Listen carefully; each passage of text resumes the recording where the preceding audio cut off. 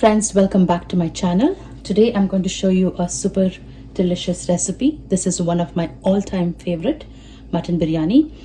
The specialty about this biryani is I am going to use a special rice from Sri Lanka, which is also called a red kire sambar rice. It's one of the smallest grains that is grown in Sri Lanka, and I'm going to talk about that as well in my video. And to complement my mutton biryani, I also have fried eggplant in an Indian style, fresh creamy yogurt salad, and delicious juicy chicken tandoori. So come along and I shall show you step by step on how to make this biryani.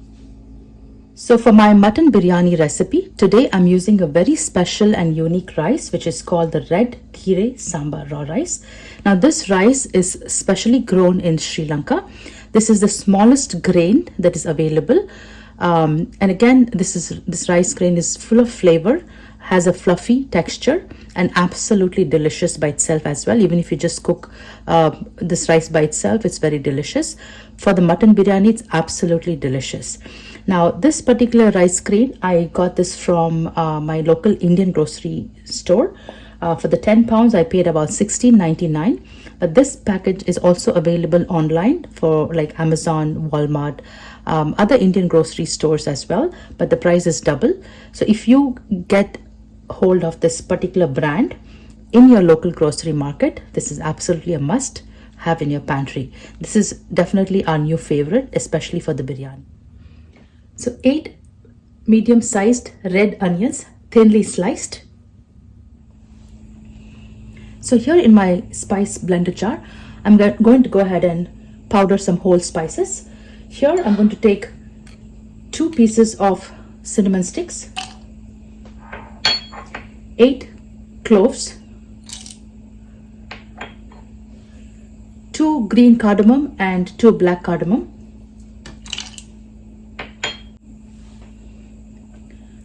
2 pieces of star anise, 2 teaspoons of fennel seeds, and small piece of nutmeg. And here I'm also taking, it's called stone flour in English.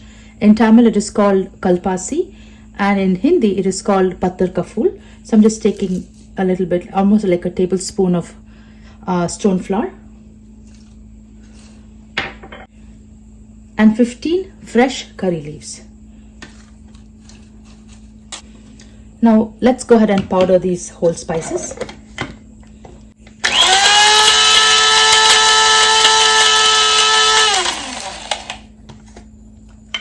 So here we have our freshly powdered whole spices. We'll set this aside.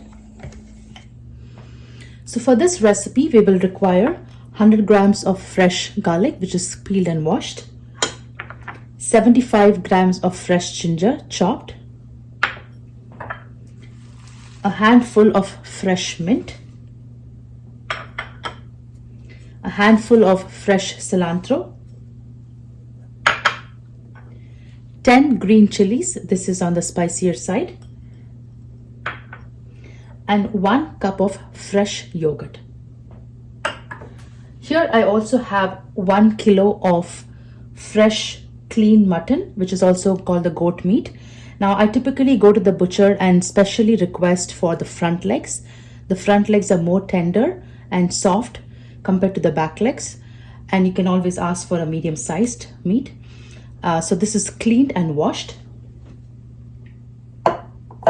Now in my mixie jar, I am going to grind my garlic, the ginger, mint, coriander, and green chilies. So I'm going to grind all of these 5 ingredients and make a fine paste. So here I have my pressure cooker, and I personally like to marinate my mutton in the pressure cooker directly so that I don't have to later on transfer from one dish to another dish. So here I'm taking 1 kilo of mutton.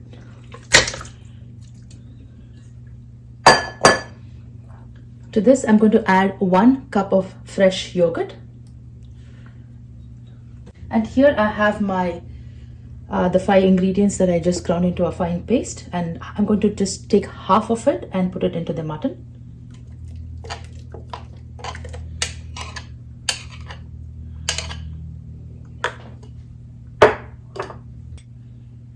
One tablespoon of Himalayan salt, 1 tablespoon of extra hot red chili powder, 1 tablespoon of Sambar chili powder. This is a homemade, this is my mom's chili powder. But if you have homemade chili powder, go ahead and use like Sambar chili powder, use it. Or as the store-bought, closest would be Shakti or Achi masala, Sambar masala. So this is 1 tablespoon. Half a teaspoon of turmeric powder.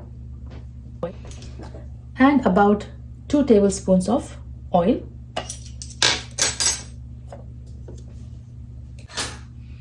Now I'd like to go ahead and mix everything together.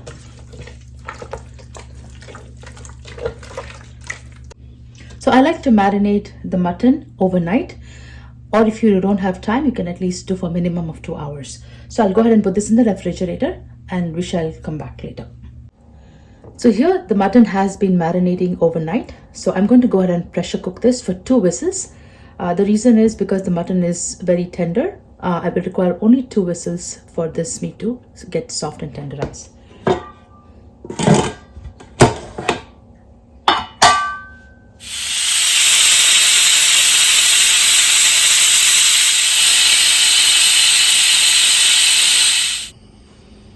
So today I'm making my biryani in an open pot, and this is one of my favorite biryani pot.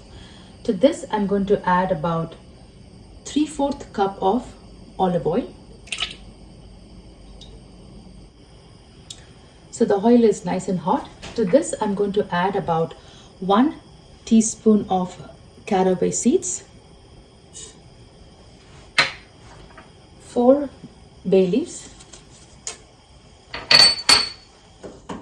and I have your whole spices, about 3 pieces of cinnamon sticks, 2 black cardamoms, 3 green cardamoms, 3 star anise, and 8 cloves. Now to this we're going to go ahead and add our sliced onions.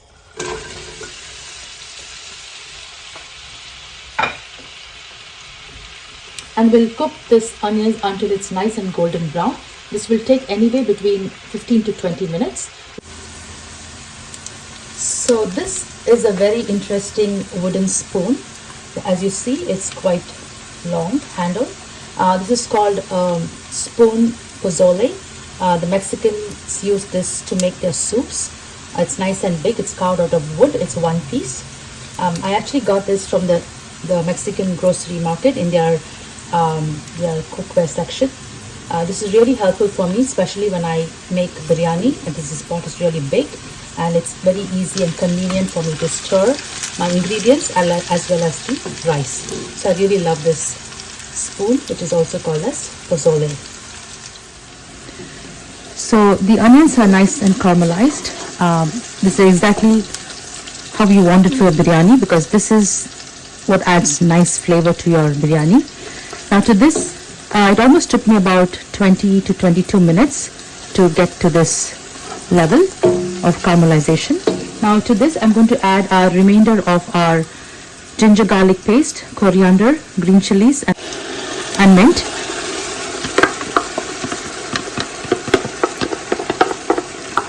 So now let's cook this for about another 5 to 6 minutes until all the rawness completely goes away.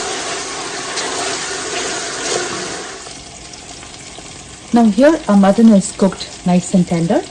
I'm going to separate the soup from the mutton, because we are going to use the soup to cook the rice, and we are going to add a ratio of 1:2. So that's 1 cup of rice and 2 cups of water, which is also including the soup. So I'm going to extract the soup and then measure it and then add the remainder of the water.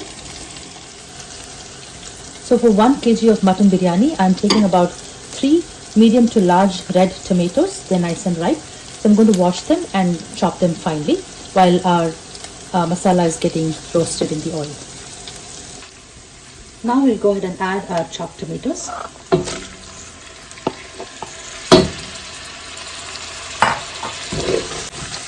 We'll cook this until the tomatoes get nice and tender. Our tomatoes are nice and soft. Now to this we'll go ahead and add our freshly powdered garam masala for the biryani.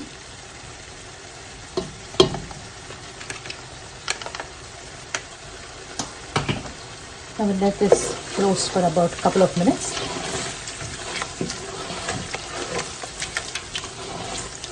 That smells delicious.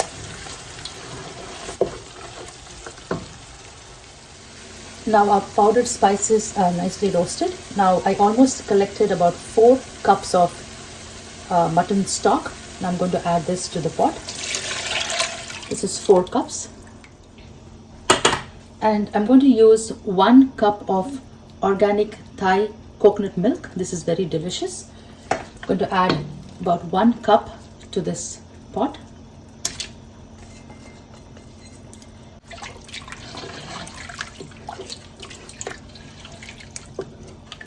We'll let this cook for a couple of minutes. Now here in this pot we have 4 cups of soup, 1 cup of coconut milk, that makes 5. And now we have another 5 cups. With the same cup I'm measuring another 5 cups of water.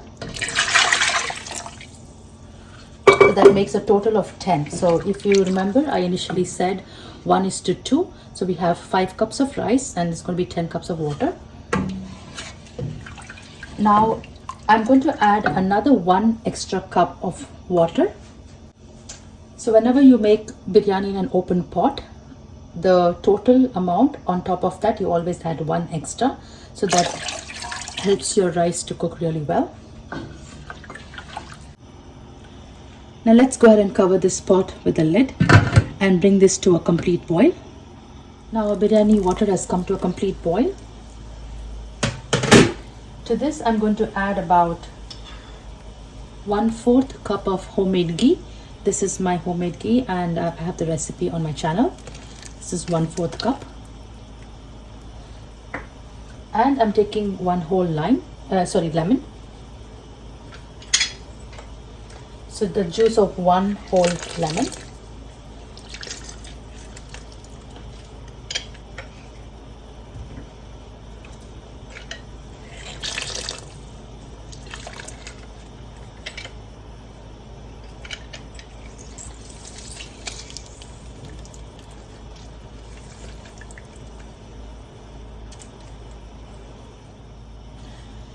Now we will go ahead and taste the soup to make sure we have the right amount of salt content.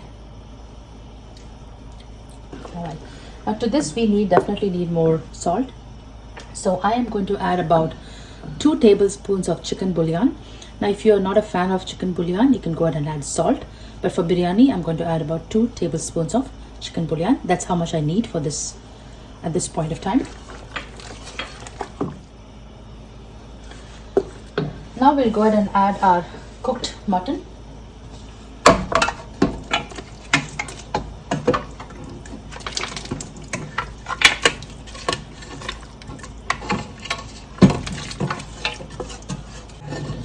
I'll just add a little bit more water, just a little water to grab all the soup from here. So here's that little extra water from the bottom. So we'll cover the lid again and bring this to another complete boil before we go ahead and add the rice.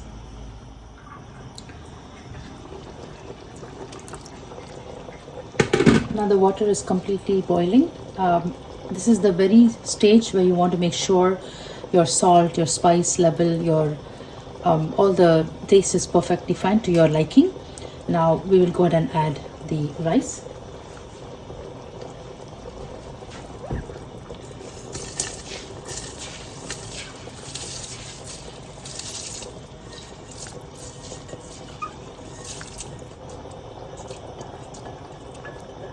Now we'll go ahead and give it a gentle stir.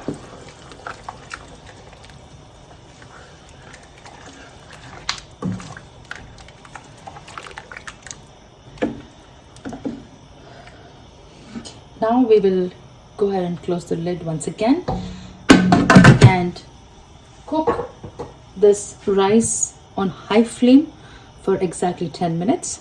On high flame for 10 minutes. So it's been about 5 minutes. So I'll just go ahead and give it a gentle stir. Just want to make sure the rice is cooking evenly.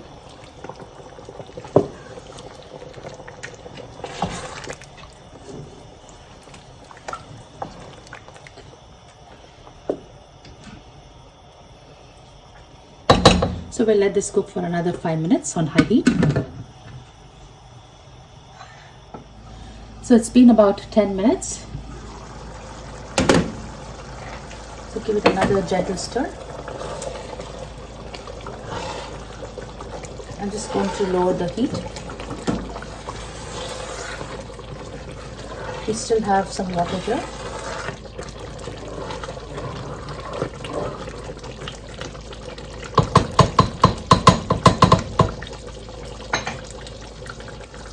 So now I'm going to take this off the flame and put an old dosa griddle that I use only for my biryani dum and bring this back on the flame. Take an aluminum foil. I'll seal it up completely.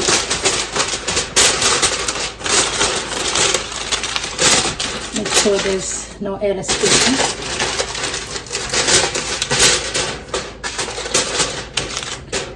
And put the lid back on and tighten it up, seal it up completely. Okay, now this is going to cook on the lowest flame, which is like the lowest flame, for about 30 minutes. So that's, the timer is on for 30 minutes. Now about around 15 minutes, halfway through, I'll just open it once again and give it another gentle stir, and then we will allow the biryani to cook on dum for 30 minutes. So it's been about 15 minutes, so we'll give it another quick gentle stir.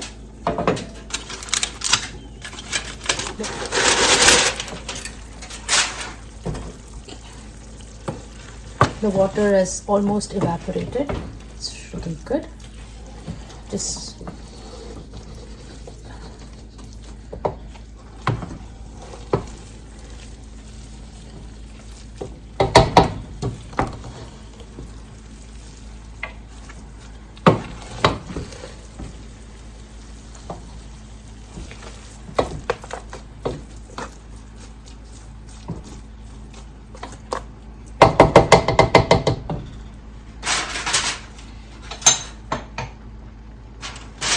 so we'll cover, put the foil back again and let it cook on a low flame for the rest of the 15 minutes, and we'll come back. Okay, so the biryani has been on dum for a total of 30 minutes. I've turned off the heat and we will let the biryani rest for about 5 minutes before we go ahead and plate it.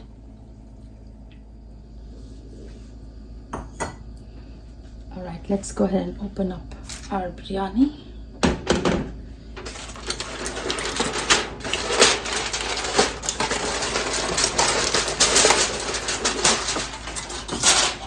This smells delicious. So let's go ahead and plate our biryani. Super delicious.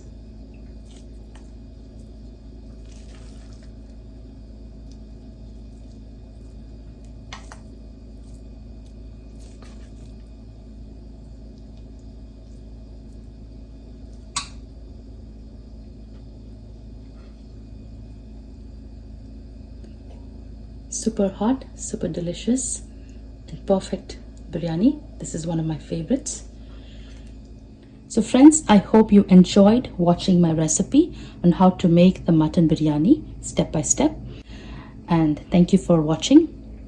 God bless.